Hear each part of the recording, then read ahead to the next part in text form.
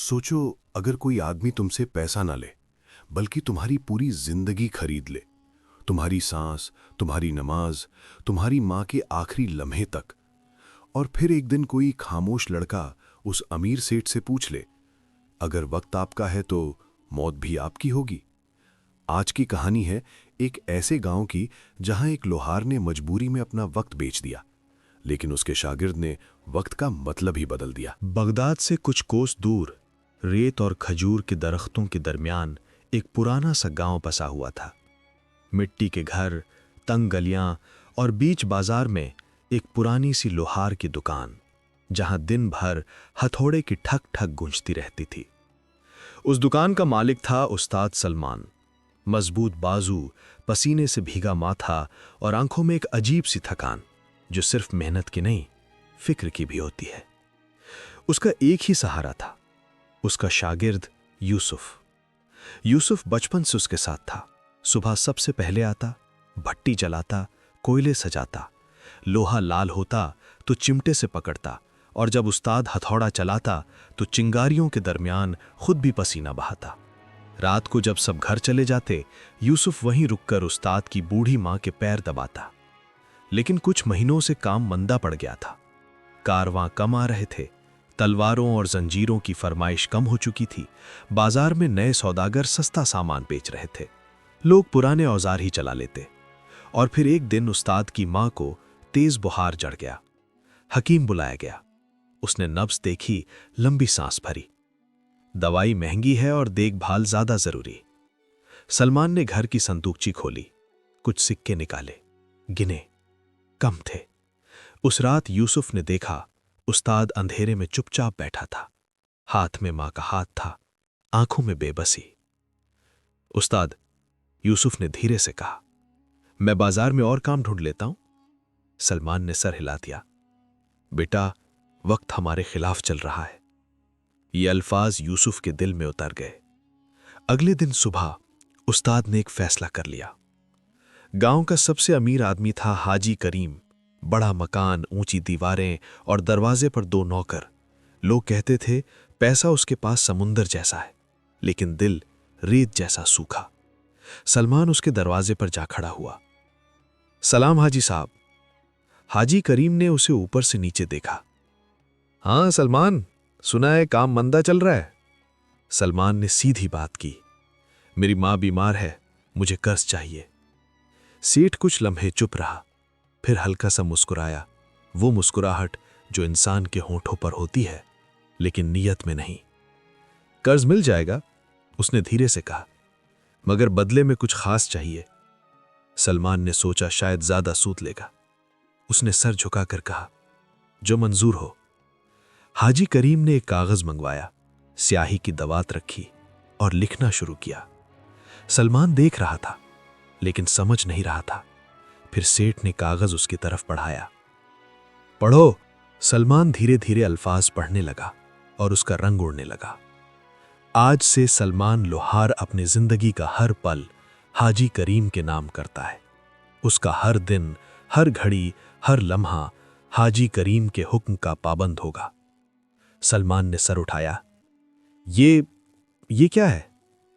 सेठ ने सीधा जवाब दिया, तुम पैसा चाहते हो, मैं पैसा दे रहा हूं। मुझे बदले में तुम्हारा वक्त चाहिए, पूरा वक्त, पूरी जिंदगी। सलमान के जहन में मां की खांसी गूंजी, उनका कांपता हुआ हाथ याद आया। मगर, उसने कमजोर आवाज में कहा, ये तो। सेठ ने बात काटते, जिंदगी भर का कर्ज नहीं ले रहा, सिर्फ वक्त ले रहा हूं। तुम काम ही तो करोगे। घर की तस्वीर उसकी आंखों के सामने थी। मां का पसीना, यूसुफ का थका हुआ चेहरा। सलमान के हाथ कांप रहे थे।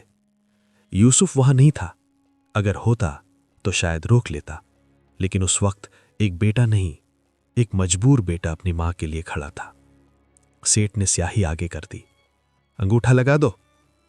2 पल की खामोशी।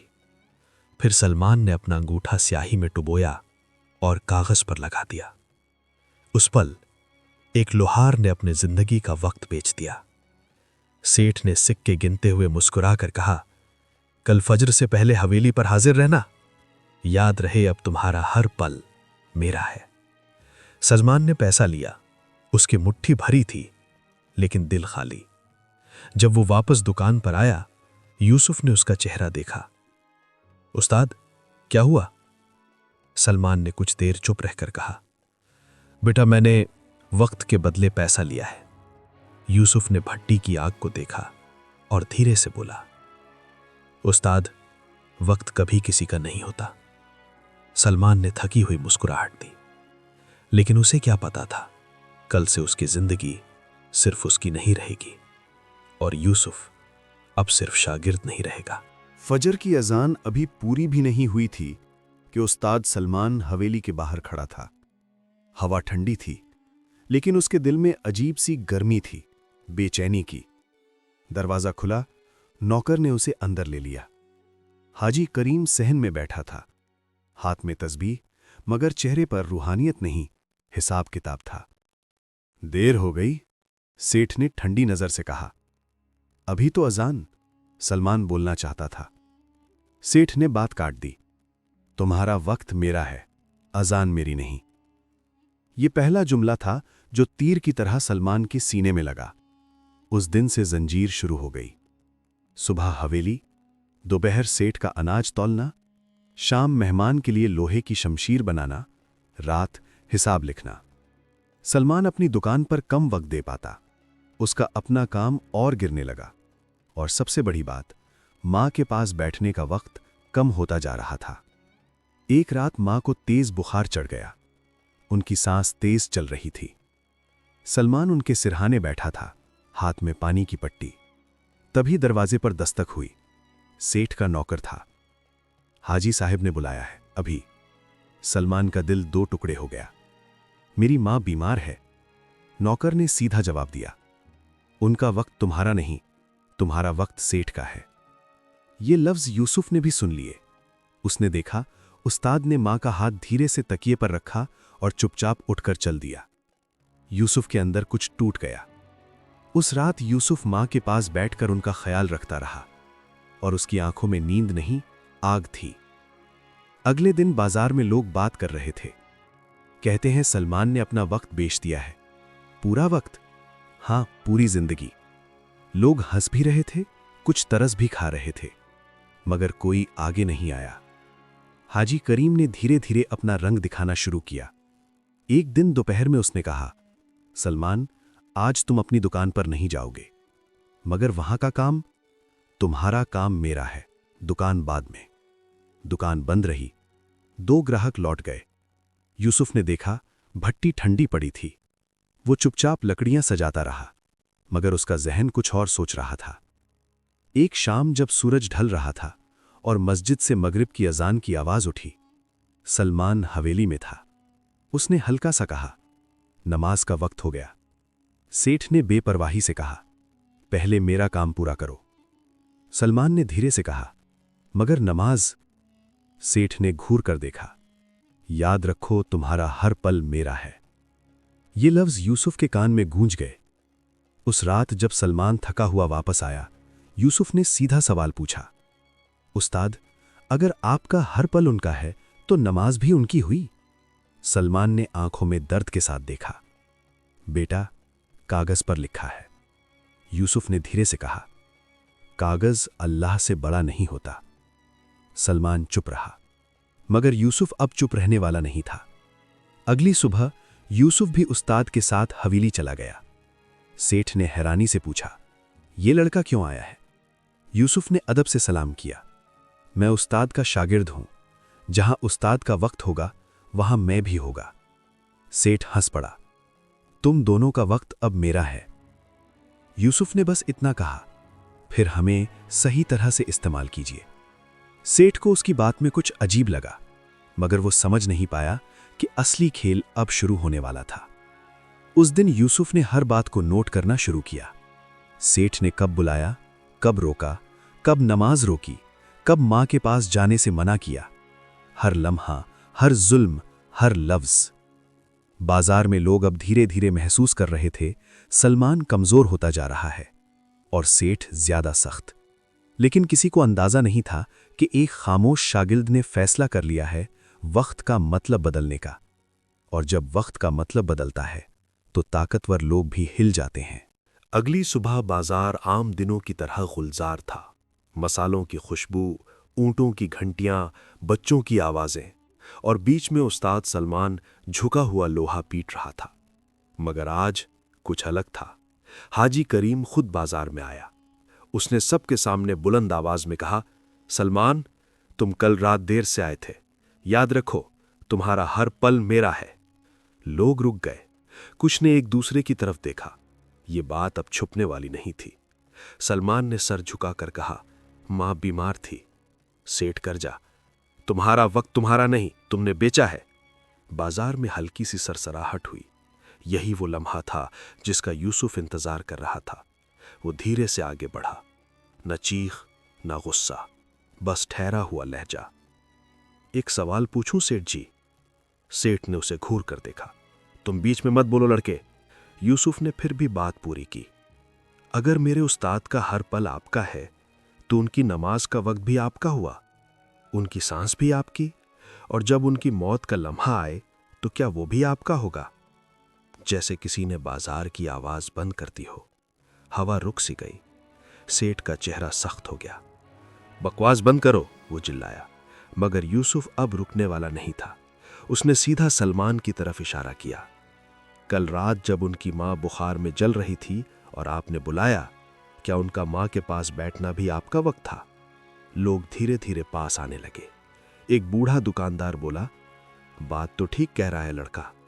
सेठ ने हाथ उठाया। मैंने कागज पर लिखवा लिया है, पूरा वक्त मेरा है। यूसुफ ने सर हिलाया।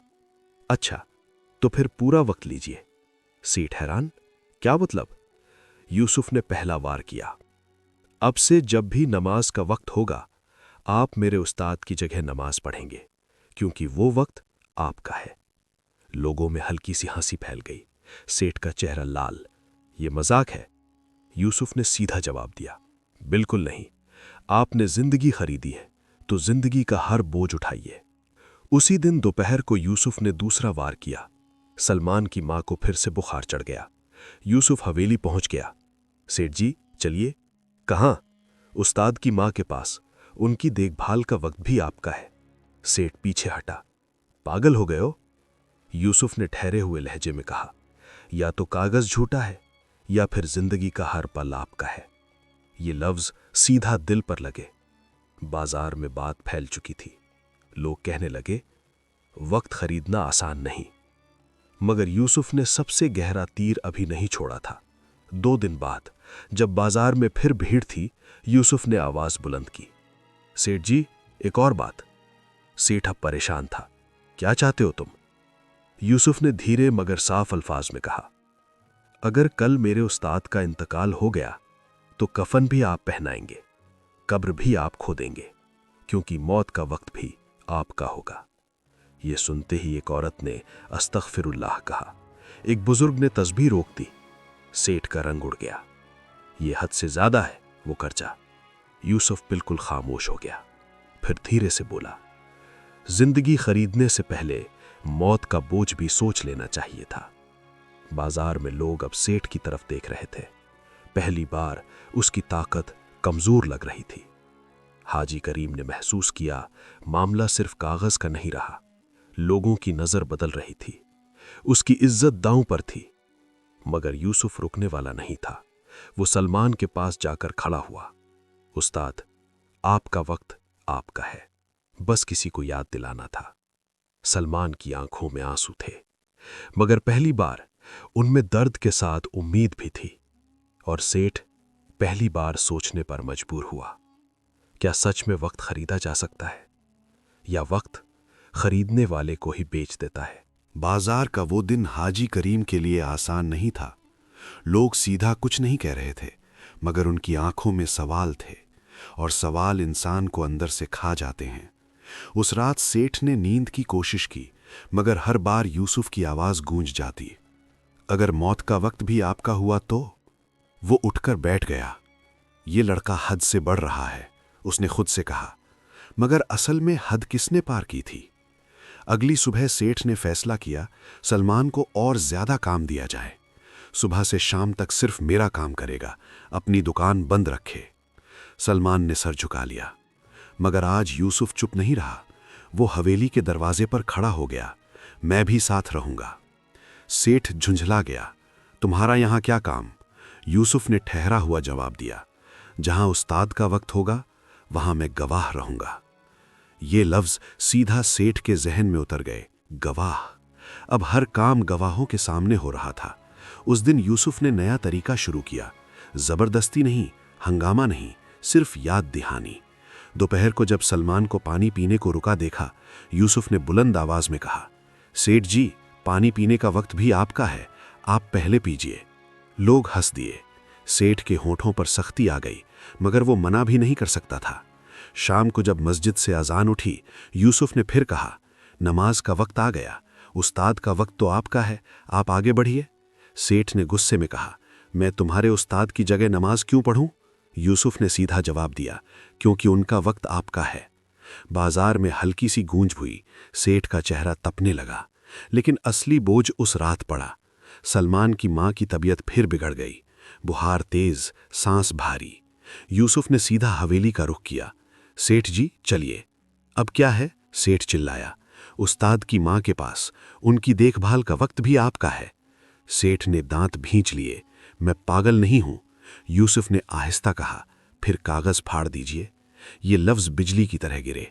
सेठ खामोश। वो जानता था, अगर कागज फाड़ता है तो लोग कहेंगे गलत था, अगर नहीं फाड़ता तो ये सिलसिला चलता रहेगा। धीरे धीरे सेठ का काम बिगड़ने लगा। सलमान के बिना उसका लोहा वक्त पर तैयार नहीं होता। मेहमान इंतजार करते, नौकर परेशान, और ऊपर से हर जगह लोग एक ही बात करते, वक्त खरीद लिया है, जिंदगी का सौदा, लालच का अंजाम। ये बातें सेठ के कान तक पहुंचती रहती। उसकी बीवी ने भी एक दिन कह दिया, 500 दीनार के लिए पूरे गांव में तमाशा बना दिया।